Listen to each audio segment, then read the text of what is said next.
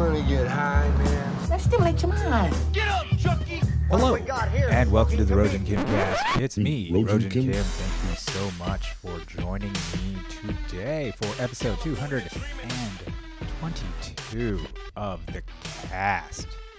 You've been hanging in there. How's things? It's been crazy, right? Everything's been real crazy. That's what people have been saying. It's been crazy. Capitol was rushed last week. What are they trying to do? They're trying to impeach Trump. The virus is just killing it's everywhere. It's killing everybody. The cases, it's more contagious now even. There's a more contagious variants all over the place. Oh God. And then stimulus. Will they give us stimulus? Is it coming? How much? $2,000, $5,000, $10,000. Let's give everybody $1 million. $1 million for everybody. That's what? $300 million? $300 million. No, it's 300 million people times $1 million. That's like $300 trillion, I think. A million millions is a trillion, yes. So 300 million people getting $1 million would mean $300 trillion. Why not? Let's just print it. Print the money. Just make it out of thin air and then just shower it on the people. What could go wrong? What could go wrong? We've never had anything in the past where conditions were similar and things went wrong. That's never happened before, so let's just do it. And then Bitcoin, of course. Bitcoin, the euphoria. Bitcoin hit an all-time high, over 40,000, like 42. And then it came crashing down overnight, 25% or something, 27. Now it's bounced back up somewhere around 35-ish, 34. Oh my God, Bitcoin, everybody's in and out. If you went in toward this top leg from like 20,000 to 40, you're freaking out. If you went in at the top, you're freaking out. A lot of people went in at the top freaking out, and then there's a lot of people who are just scooping it up. I personally, I believe in it. I believe in Bitcoin. I don't know, though, about the timeline. That's what I'm not so sure about. So I believe on a long enough timeline, the thesis of Bitcoin is true. And that it's ultimately, it's like a scarce digital commodity that's going to be in very high demand. But the timeline is very unknown, right? A lot of people are saying like the dollar's going to crash, but it might not. And I've heard a lot of sort of counter narratives by a lot of smart people as to why that won't happen. So anyways, was that my rundown? I guess that's kind of a rundown of stuff that's going on. That's sort of, I feel like that's the stuff that's going on that's being talked about everywhere. Everybody's talking about this stuff, right? Capitol was rushed. Oh my God, the Capitol was rushed. It was. I didn't see the Trump speech that led to it, but I'm pretty sure they were like, yeah, he told them to go over there, but not to break in or do anything. Look, here's the bottom line. Aside from the pearl clutching of like, oh my God, all these people came rushing and a cop died. People died. There were some dead people, but it wasn't like for instance, in Guatemala, a couple weeks, maybe last month, the protesters set the Capitol building on fire. They burned it down. See, now that's danger, right? That's a real danger. Is that domestic terrorism? I don't know. I mean, I think you just kind of, once you start calling that domestic terrorism, you're opening the door calling protest terrorism. So I'm mixed on that. I'm just saying, let's just look at what actually happened. The worst that happened is that, yes, people died. But the Capitol itself is fine, right? There is a sort of pearl clutching of, oh my God, these people came in and they're, and who are these people? Who are they? They're barbarians, right? They're barbarians at the gate. Are they? Well, let me ask you this. How did that Capitol get built? Like, who pays for everything going on in the Capitol, like everybody's salaries, everybody's everything. Who pays for all of it? Why? The taxpayer. Who are those people that rushed in there? Taxpayers. They were taxpayers. That's the thing. You know what I mean? I guess you could be like, oh, they're un-American, whatever. But those people represent half of this country, and they pay taxes. They are part owners of this capital.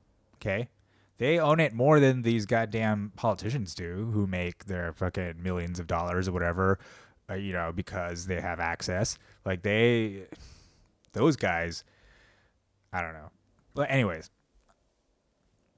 I think it's just a way of using an event that happened that was extraordinary, but at the same time taking the opportunity, just like with 9/11, just like with the coronavirus, taking it as an opportunity to expand power more. So you can see it going on with, first of all, in the private sector, right, with the mass censorship of the president. The sitting president of the United States has been censored, okay, from Twitter, because of a perceived danger that has been going on for 4 years, but they've just been waiting to do it. So they couldn't do it while he was still in, but now that he's on his way out, they're trying to fucking, they're like, now we kicked him off. We deplatformed him like Alex Jones. And then they took Parler off of the entire app store of Google and Apple. Okay, so big tech is now taking a side politically on speech, right? And what you have now is a complete, I think we already had a bifurcation of reality, right? Like 2016 was an example of that. So we've had that for a while, where there's these two worlds, kind of two separate media spheres, two separate sort of, just the separation between the establishment narrative and then a counter narrative. And then now we have multiple counter narratives. And I think now we are in the stage of collusion between the state and private corporations to censor and craft the approved dominant narrative, and then to cultivate a population of people who all are in lockstep with the dominant narrative, and then now creating an enemy out of the people who are dissidents, except in this case, dissidents represents half of the entire country. I think that's the underlying issue. It's like half, you can't, if it was like 90-10, it would be done deal. We could do that. And we have been doing that. But this is not going to end well. I think I don't know. A lot of people are saying, that's the other thing. The other dominant narrative is that there's a civil war. Civil war because there's two sides. Oh, you mean like there's always been two sides? There's always been two parties. There's always been, you really think there's going to be a civil war over this? Could be, maybe, but I don't think it's just because of the last 4 years. I think it's because of the past 40 years, 50 years of economic policies, foreign policies, like all these policies that have added up to people in the, let's say, the majority, right? The middle, the working people, the people who are sort of barely in the middle class, and a lot of people in the upper middle class, they have been struggling, basically, for the past 20 years. It hasn't been great. Maybe let's just say since the financial crisis, we've been in probably a really long and slow depression or some shit. That's what some people are saying, right? So, just like this podcast has been a long and slow depression. I apologize. I don't know why what am I talking about? I'm just talking about how we have this dominant narrative of the Capitol was rushed. There's a threat to the state has to take control, whatever. But what's not being talked about is how the state and the private sector are seizing control of using this as an opportunity, that Capitol being rushed, even though nothing actually happened. There wasn't like a bombing, let's say, in Nashville, right? That's somehow ignored, the Christmas Day bombing in Nashville, because nobody was really killed. But this was a giant spectacle, you see. And there's this sort of thing in media of creating an aristocracy out of the political class and creating this royalty. It's sort of like the peasants storming the Bastille, like, oh no, oh no. The only difference is the Bastille wasn't owned by the peasants technically. You know what I mean? Back then they didn't own anything. Today we are operating under the premise that this is the taxpayers' country. They're actually paying for everything, so they have part ownership in everything, and that's why they're voting citizens. That's why they have a voice. That's why they have these rights. You know, they have freedom to assemble, all that stuff. So I think those are all the things that are not being said, right? Not being talked about. You got your virus, you got your vaccine, you got your, the talk about but what's not being talked about, right, are cyclical patterns. If you just look at different flu cycles, if you just look at respiratory cycles, respiratory diseases, if you just look at, I'm just saying, I'm not saying, okay, at all that there's no virus. I'm not saying it at all. I'm saying that there's nothing in the news that helps people understand where this narrative is coming from. It's just a given that, like, this is happening, and you're like, and everybody's like, look, and they go, it is very emotional. Everything is very emotional, right? And there are no tools offered to allow for rationality. Like, how do we actually... And then when you start looking at things like numbers, and it starts to relieve your emotions, you go, okay, it's not as bad as they say it is. But then what becomes more disturbing is when you try to share that with people. You're like, see, people are just like, I think the most alarming thing is if they have an emotional response to that and just feel threatened or attack you and go like, who's this? Is it a Nazi who wrote this? What kind of science is this? It's an illogical sort of response, right? You get freaking angry or something. People get angry. People don't like to be told. Okay, there's a reason why there's a saying called "Don't shoot the messenger." Okay, because they do shoot the messenger. Okay, they just get shot. Messengers get shot all the time. Okay, because that is just the reaction. Nobody likes the bearer of bad news, and that guy usually got shot until somebody came up with a saying that said, "Listen, don't shoot the messenger." And then people were like, all right, fine, it's not your fault. I want to shoot you so badly, but it's not your fault. Okay? Anyways, you tell her that, okay. So anyway, so dissenting voices. See, that's an interesting thing, right? The voices of dissent kind of being censored, eliminated, squashed, right? Or at least out of the places where what we would call the public square now, technologically. If you were to come out now into the actual public square, wherever that is, and start just talking about, the PCR tests that they're using, do a lot of false positives and are too sensitive, they would come and arrest you. So the only safe place you could do it is online. But online, now the gatekeepers of where data gets disseminated, mostly social media, are all working together to stop. And not only that, Google, who's just a monopoly on all information seeking online. I actually used Bing. I used Bing today because I was putting a walled garden for my Spectrum cable. Because let's just say they said I had a file that was flagged as a copyright violating file. Okay, did I have the file? Yes, I had a file. It was for Age of Empires 2, but it didn't work. And so I should have deleted it, but I didn't. And apparently, what I've learned is that if you don't have a VPN, and let's say you've pirated something, there's a list of shit that gets pirated, right?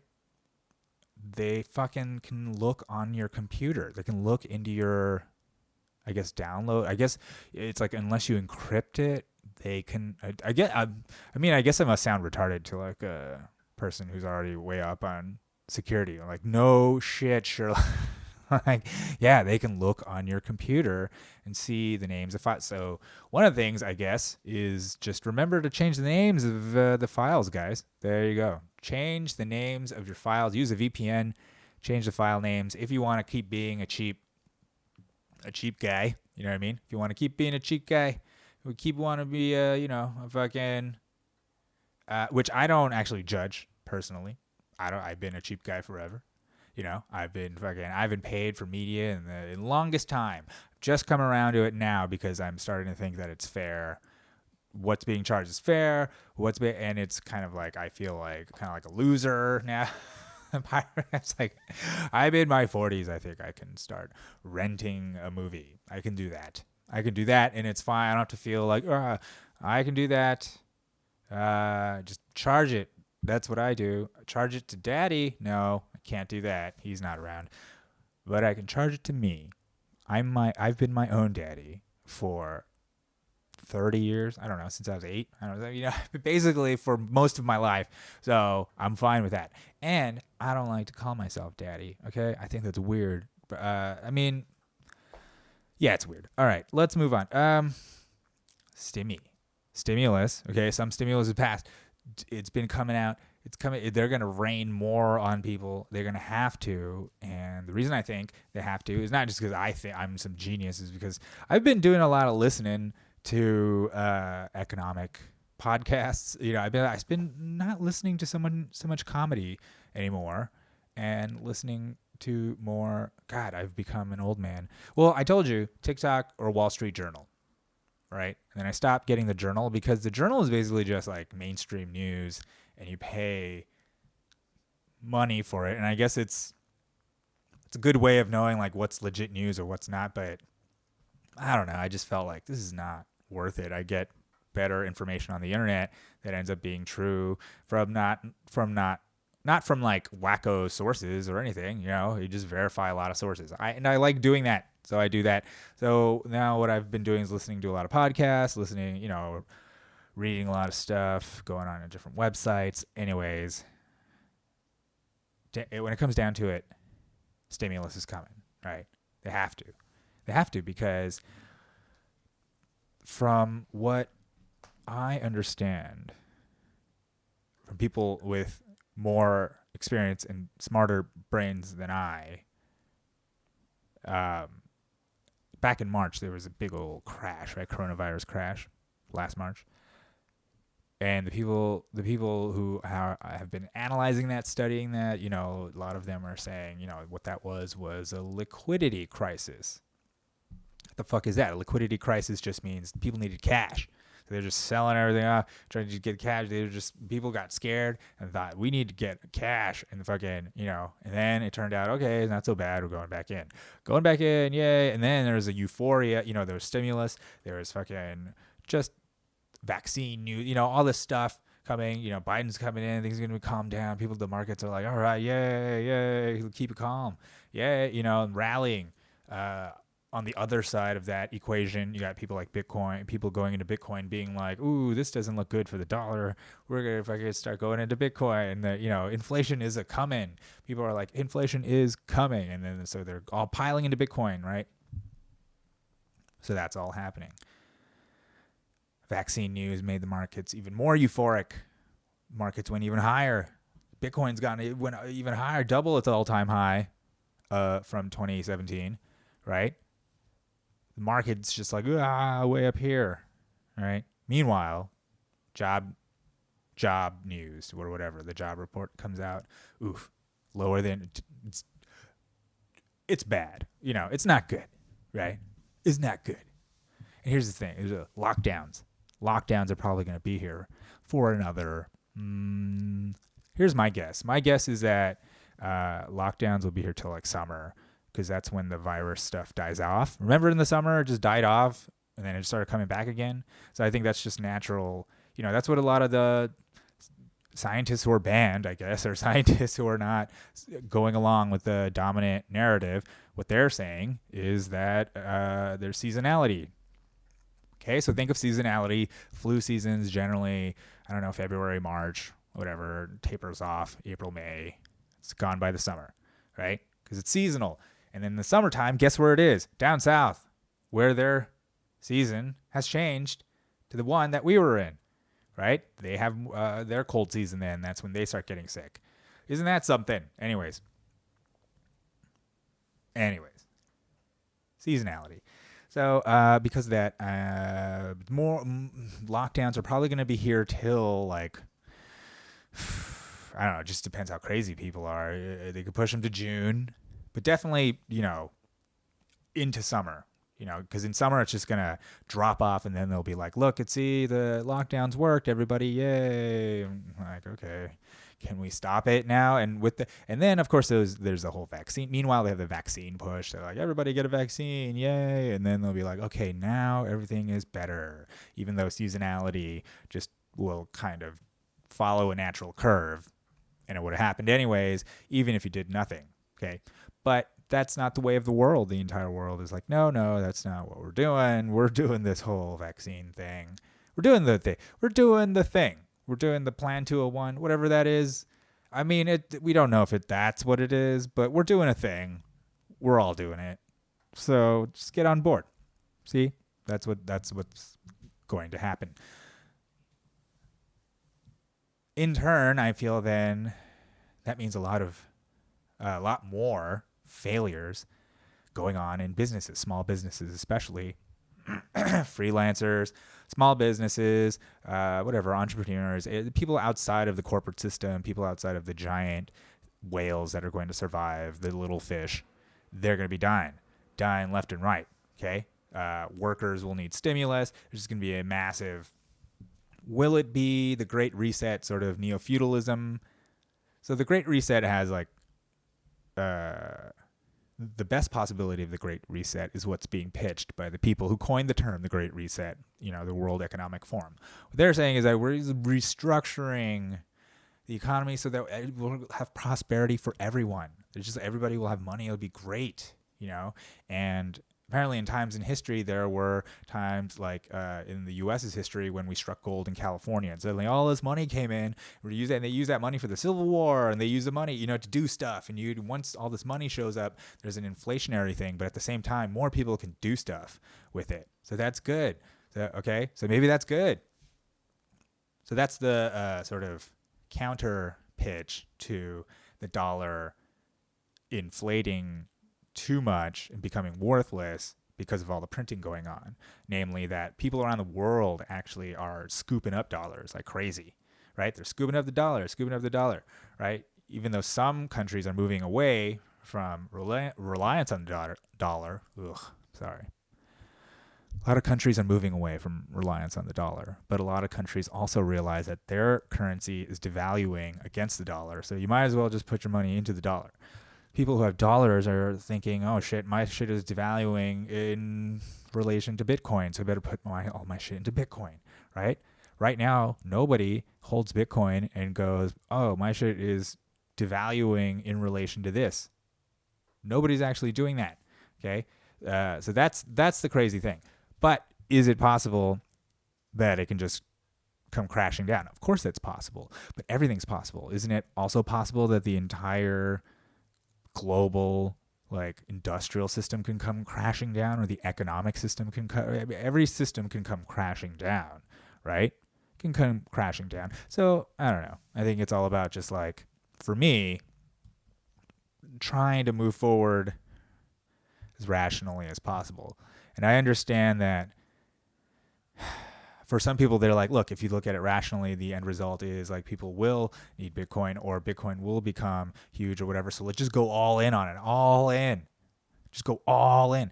And again, I think, like I said earlier, on a long enough timeline, that might be true. But in the meantime, you don't think the fucking banks of the world, central banks, fucking Fed, you don't think the giant, all these people who have a vested interest in propping up the dollar are just going to let it just come crashing down? I mean, even if it does come crashing down, I think there's going to be a big old propping, right? And I guess, you just don't want to get wrecked. You don't want to get wrecked. There's a Korean proverb that says, when two whales fight, it's the shrimp that get wrecked or something like that. Something to that effect. But that you get the idea. When the whales fight, it's the little guys that get wrecked, right? So we got to fucking be careful. But we can also bet when you get wrecked, there's opportunities. When people get wrecked, there's opportunities, bro. Yeah, that's my financial advice to you. When people get wrecked, there's opportunities, bro. So that's kind of like what I feel like, overall, the gist of what's being talked about. I've personally, because of the censorship going on social media, have been taking a break from it. I think overall it's a better idea to not be as, whatchamacallit, pervasive? No, that's not the word. Not tweet so much and not put up so many rando posts and not add so much data to the siphon. They're taking it all. I get it. They are, but why give it so easily? So also with the censoring of Trump, it's a slippery slope. I mean, look, if just because they censor someone you don't like, it doesn't mean they're not going to censor you one day. Don't you understand? That's how they get closer to eventually censoring anybody and everybody. Of course not. Of course not. Of course not. Gulag Archipelago. Hello? Anybody? No. Nobody. Except for those who maybe have listened to Jordan Peterson, who has been canceled, and now you're a Nazi. I'm a Nazi now for reading the Gulag Archipelago, which is about a guy in a Stalinist gulag. It doesn't make any sense. It doesn't make any sense, but that's the reality that's setting in, okay? And that's why what I'm advocating for is less social media, more books, okay? I think that's important. So read more books, okay? Read more books. No one's talking about books. Read more fucking books, man. What am I reading right now? I'm reading Dune Messiah, the second book in the Dune series. A book I read a long time ago, but Frank Herbert's I like his writing, so I like reading it. I'm reading it also in like a real book, IRL. So that's cool. I did read a book on Kindle called And Then There Were None by Agatha Christie, which I can't recommend more.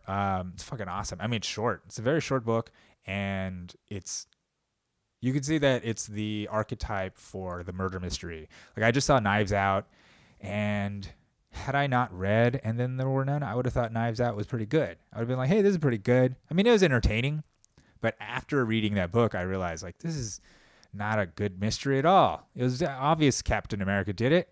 Sorry, spoiler, but he did. It's so obvious. It's not. I was like, please let the Mexican girl be the bad one, and then everything will be forgiven. And no, of course not. She's good.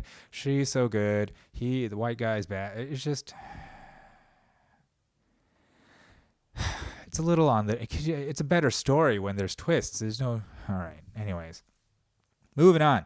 And Then There Were None. Highly recommended. Fiction. So, I think reading fiction is good. I'm going back to trying to write it. So I'm going to start doing that. Who knows? We'll see how that goes. But I have like the droppings of a manuscript, a vomited part manuscript that I'm going to decided I'm going to start working on. Now, toward the end of the pandemic, not at the beginning when I had a bunch of time. Now, at the end of the pandemic, I'm going to start working on a book I was writing. So whatever, I would be doing that. But I do think, social, it's time to like get away from the paradigms that were established in the early 20th century. The first 20 years of this, which was forever war, right? Tons of dollars and I don't know, I guess credit, lots of credit. Trying to get away from that centralization for social media, the notion that freedom is an actual thing on technological platforms. It's over. It's done. It's done. You know why? Because there's a global thing going on, and globally, America is in the minority when it comes to freedom. You know what I mean? Freedom of speech, freedom of all that. And say the Chinese, say other markets don't want all this American freedom, especially from the internet, coming over. Okay, they don't want their own people starting to act like America, being fucking, being free and everything, saying whatever they want. So it's in their interest to make it less marketable, less profitable for America to be completely free. right? And within America itself, there's a faction of the government. It's not the Democrats. I mean, it is, but it's also Republicans. There's a corporate, elite corporate political, and okay, it's like a corporate political elite faction, which actually is kind of fascist. I mean, it's kind of the definition of fascism. But anyway, we'll move on. I've gone over this before. Like, the whole idea that Trump is where fascism came from. No, I think Trump is a reaction to the fascism that's been encroaching on our country. Our country has been going through a kinder, gentler fascism, I think, since, say, Eisenhower, right? Since the end of the Korean War, when he tried to warn, he was like, "Hey, everybody, the military-industrial complex. Remember that. Be careful. I was in there, so be careful." And then the next guy came in was Kennedy, and then he was like, I'm going to shut this down," and then they got back into the left, and then he died. And then you had the Vietnam, and then you had Lyndon Johnson, and he was, he just went with it, and everybody went with it. Everybody went with it. Nixon took us off the gold standard. He did what the central banks and the military-industrial complex. We're going to do what you want, right? Now the corporations, the business entities have their hooks in all the media, which means they become a mouthpiece for the state. So they're essentially, we're living in a sort of that Brave New World / 1984. Brave New 1984 world where we're given a plethora of information, but it's still curated. A lot of it's curated. And the other side is still available, but then what they do is say that you are committing wrongthink. It's pretty genius, actually, to have both sides of the coin of the dystopian future, right? You got your Aldous Huxley version, and you got your, what's his name? God damn it. Animal House. Orwell. You got your Orwell, and you got your Huxley, right? And I don't know. Hey, what? Why? We have it all. See, that's what I think. Everybody's all bummed out about dystopia. It has such a bad ring to it. Dystopia, it's a bad. But you know what? It's pretty awesome. If you think about it, we have a lot of entertainment. We have a lot of opportunities to do things. I think there are some interesting philosophies, I guess. I don't know. Just interesting ways of looking at how to deal with what's coming. Because in some ways, I think what's good is that everybody is all now looking in one way. All looking in one way. And in some ways, it's good to be, you don't want to stand out. You don't want to stand out. So one of the things I think I've taken from Law of Power, which is essentially a book of lies, a book of how to deviously lie your way through and gain stuff, is, you think for yourself, but act like others, right? Think like yourself, but act like others. And so I don't necessarily agree 100% with that, but I don't disagree 100% with it, especially in times like this when people are being rooted out. People are, try to hide in plain sight. You don't want to be crazy. But at the same time, does that mean you take a stand for nothing? I don't know. Does anything mean anything? I don't know. I don't know. Perhaps it's better to stand up for something and have it be wrong than to stand up for nothing at all. And I wouldn't say that I believe in nothing. In fact, I think I'm an optimist. I think I'm very optimistic about humanity.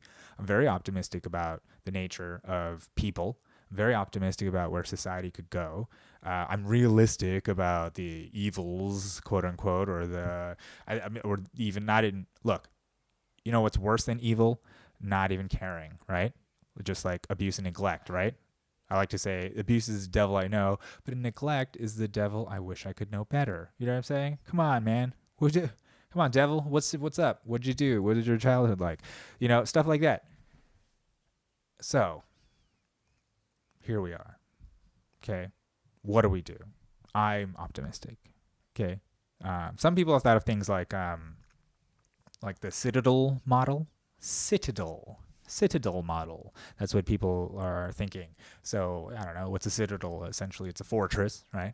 So and so we're not talking just in meat space, but also online, right? Like just creating citadels where you conduct your business, but then outside of that, you have to then be like, I don't know. I guess you have to just assume it's gonna be like China, where you're being monitored, everything's being given a score, and you gotta just fucking don't call too much attention to yourself. But then also like secretly, you gotta be able to just do your thing, and it doesn't necessarily mean that it's a bad thing you're doing, right? See, I think that's the thing that's gonna happen is like the idea of, and that's what we've had since the Patriot Act and things like that have encroached on our privacy. The idea that like, well, if you're doing nothing wrong, you have nothing to hide. If you're doing nothing wrong, you have nothing to hide. That eventually morphs into if you're hiding something, you're doing something wrong, right? If you're hiding something, you're doing something wrong. So then what does that mean? That means the government gets to now see if you're hiding anything, right? What is that? And what does hiding anything even mean? Since we're human beings, hiding anything can mean anything. Be what political thoughts you have, what religious thoughts you have, who you like to fuck, like whatever, whatever. Just think, what are you putting in your body? Like just everything. It's already done all that. What more could it do? What kind of currency you're using? What kind of thoughts are you having? Right? Like where will there's no end. There's no end. If they could, they would get in there. They would create nanomachines to get inside your brain to see if they could tax anything. Any of your thoughts. They want to take credit for all the good stuff. Everything. Every good feeling. Maybe you got to get taxed like a fraction of a penny for that. Okay? Or maybe a Satoshi now. I don't know. In this world, maybe we've moved on to Bitcoin. The dollar's gone. We've all moved on. And it's fine. Okay? It's fine. But I think it really means the end of freedom for social media. I think in some ways, for me, it's the end of social media. I'm trying to figure out what the next thing is and try to capitalize on that. And maybe it's the Citadel thing. Maybe I don't know, maybe the next thing is just like doing more Google ads, trying to get hits on my website or something, and just building a Citadel. That might be it. That might be the thing. I don't know. That might be the move. The other move is what Elon Musk was saying to people he tweeted out everybody should get Signal. I think it's a good idea. I think or Signal-like apps, apps that are privacy-based, encryption-based, apps that won't censor you. I think I have a cool group chat going on with my comic friends, and we have said some crazy. We should definitely dismantle that group chat and then move on to Signal, because we have said some things, and I think the time is coming, and really to have your circle of friends inside Citadels. So Signal is another Citadel. That's an example of a digital Citadel, right? It's and I guess in some ways maybe Bitcoin, when you start understanding it more and more, that's a type of Citadel as well, and that's why people have confidence in it. So I think the underlying thing to that is having ultimate confidence that the world technologically will function the way it has been, and that we'll have computers and stuff. Otherwise, I guess you got to buy gold bars. Buy gold, physical gold.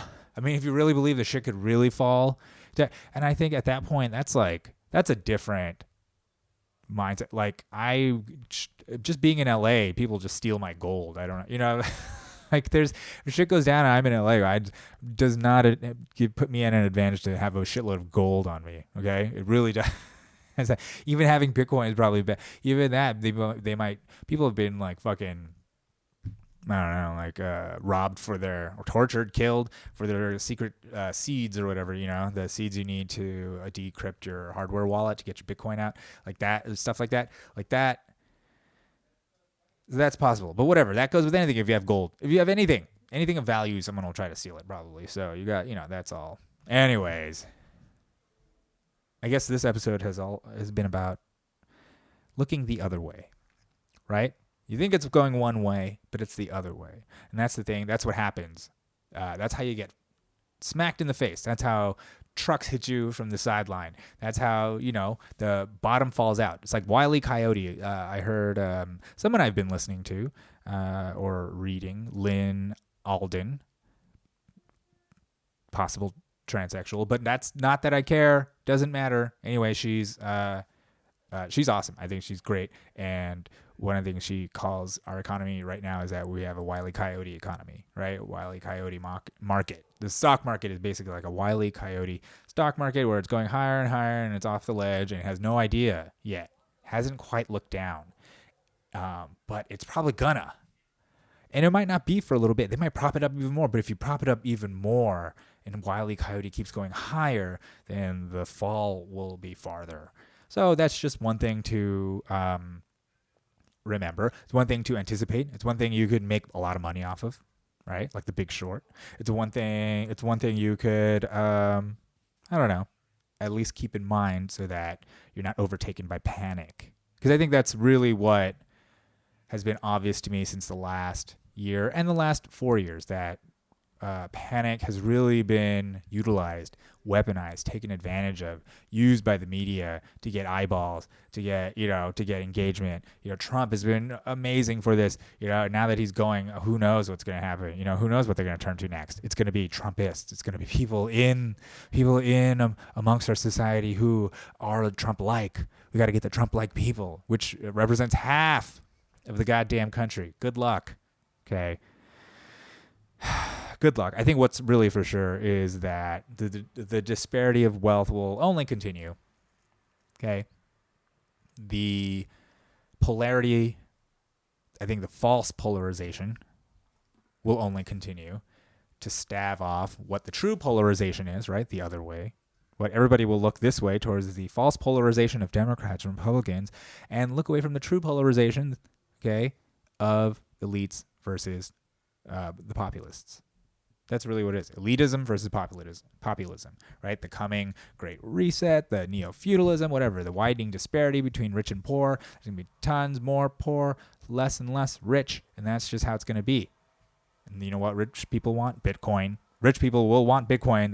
That will probably drive the price way up. Of course, before that, perhaps we will have a gigantic economic collapse, and there will be people in tents everywhere, possibly.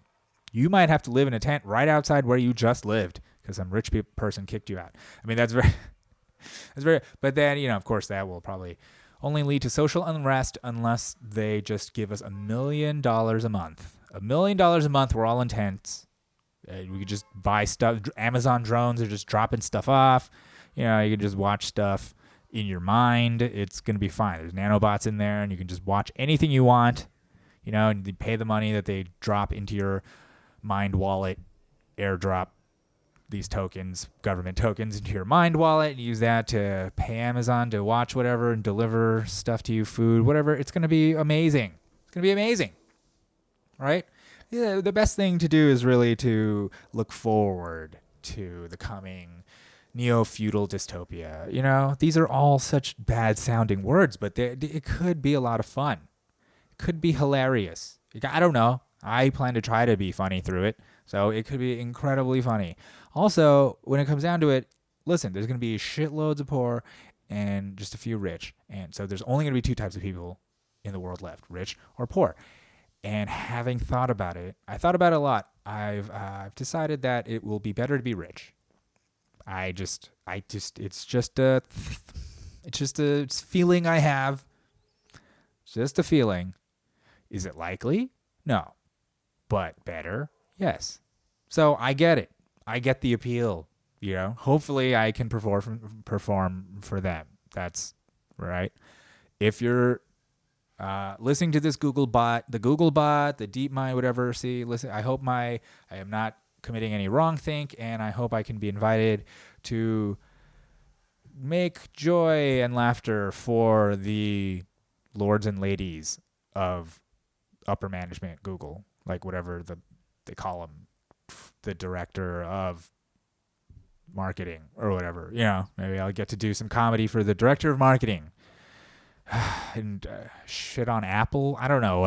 I'll figure it out. Hopefully there's not like you can just kill people. They can just kill people. They're above the law and stuff. They probably will be.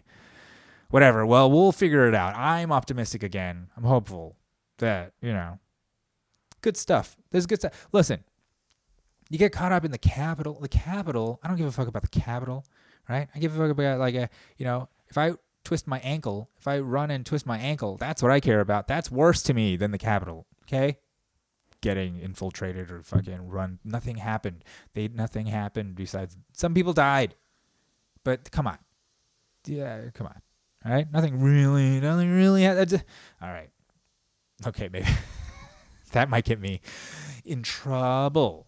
Okay? Join my Citadel. I'm going to figure out what the Citadel, I think multiple Citadels is kind of going to be like fucking Fallout. Multiple Citadels, multiple vaults, whatever. And there's this outside place you have to act a certain way, and then you go into the vaults and you're going to have to act a certain way in there, but perhaps some of them are more free than others. I don't know. I'm just a guy. Hopefully I can do comedy in the Citadel. You know, Citadel comedian.